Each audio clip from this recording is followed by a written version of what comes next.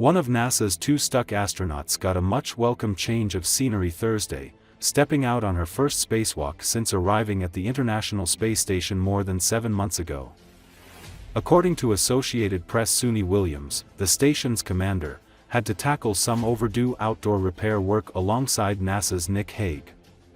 They emerged as the orbiting lab sailed 260 miles above Turkmenistan. Plans called for Williams to float back out next week with Butch Wilmore. Williams and Wilmore launched aboard Boeing's new Starliner capsule last June on what should have been a week-long test flight.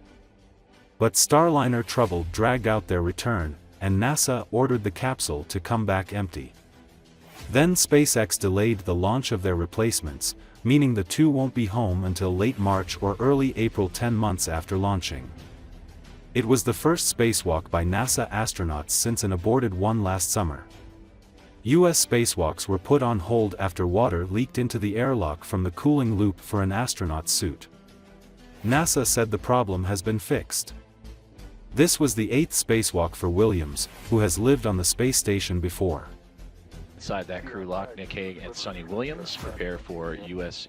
EVA spacewalk number 91 and today's planned tasks.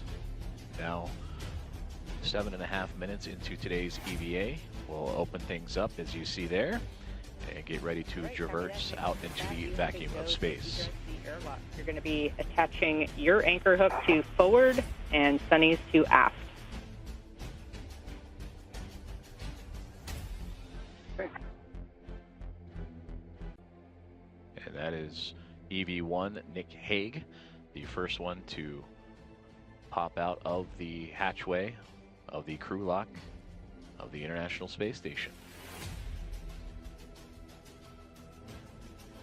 I'm coming out. Okay. Your tether is right in front of you. Okay. And I have my CRT tether on the lock bag. Okay. Right now.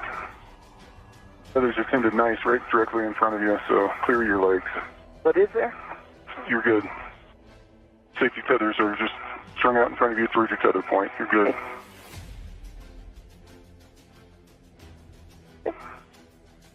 All right.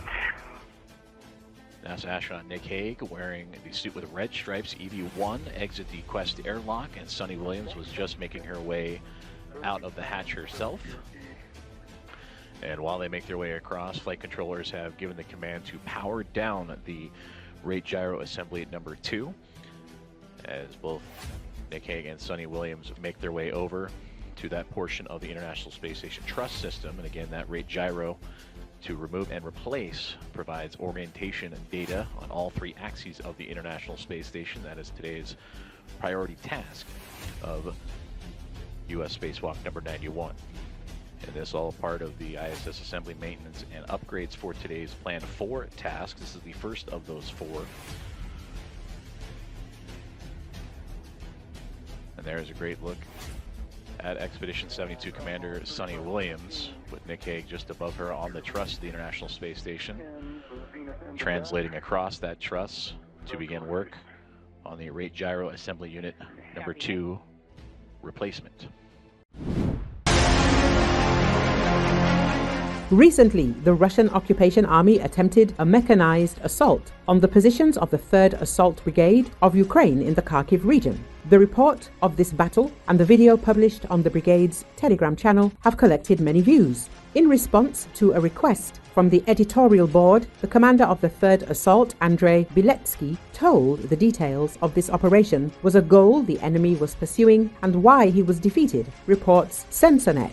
He said that the enemy's main objective in the 3rd Assault's zone of responsibility remains the capture of the settlement of Borovaya and the displacement of the Ukrainian defense forces to the other bank of the Oskol River.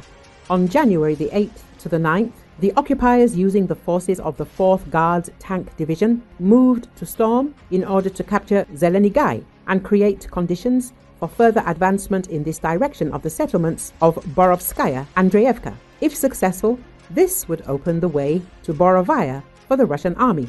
Every day, the enemy's assault attempts were carried out by the forces of the 1st Mechanized Company, supported by a platoon of tanks, artillery fire, FPV drones and airdrops. According to Andrei Biletsky, the enemy used all the division's assets to support the assaults. And if we count the equipment that did not reach the line of combat contact, we can say the Russian Federation carried out assaults by the forces of a combined mechanized battalion.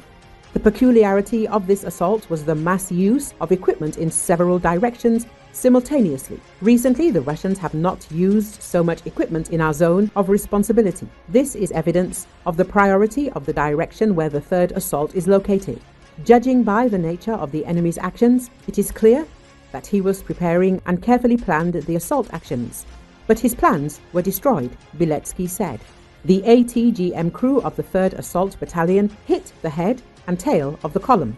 Other tanks began to move off the road, but their attempts to maneuver ended in a detonation of a pre-installed mine.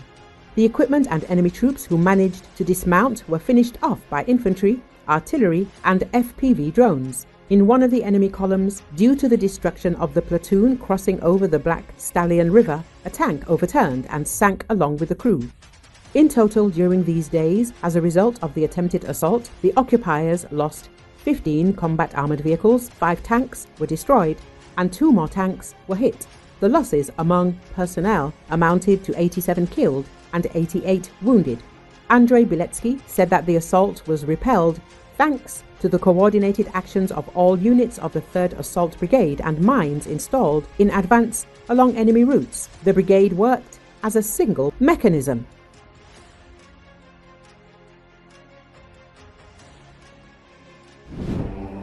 Western technology and finance are helping Ukraine carry out hundreds of long-range strikes inside Russia. Ukraine already has built up a domestic arsenal of long-range drones and missiles that it uses to hit targets on Russian soil far behind the front line. Recall, Ukraine has been stepping up its long-range strikes inside Russia over the past few months, launching scores of drones simultaneously at strategic targets several times a week. The targets include Air Force bases, oil and ammunition depots and command centers. Ukrainian firms are now producing hundreds of armed one-way attack drones a month, at a fraction of the cost it takes to produce a similar drone in the West. The Ukrainian General Staff said it had struck as deep as 1,100 kilometers inside Russia, targeting oil storage, refinery, chemical and ammunition plants in the Bryansk, Saratov, Tula and Tatarstan regions. Kiev did not say exactly how it struck the targets, but said that drone and missile forces were among the units involved in the attack. The drone attack struck a munitions storage facility holding guided bombs and missiles at the Engels airbase in Russia's Saratov region as well as other targets, a source in the security service of Ukraine said. The General Staff said attacks on the Saratov oil refinery and the Krasnoyarsk plant triggered fires. The Russian Defense Ministry accused Ukraine of firing 6 US-made ATACMS missiles, 6 UK-supplied Storm Shadow missiles and 31 drones at Russia's Bryansk region on the border with Ukraine. All the missiles and drones were shot down by air defense systems, the ministry claimed in an online statement, but it said that the attack will not go unanswered. Russia has repeatedly threatened Ukraine and the West with retaliation for the use of Western-supplied longer-range weapons to strike Russian soil.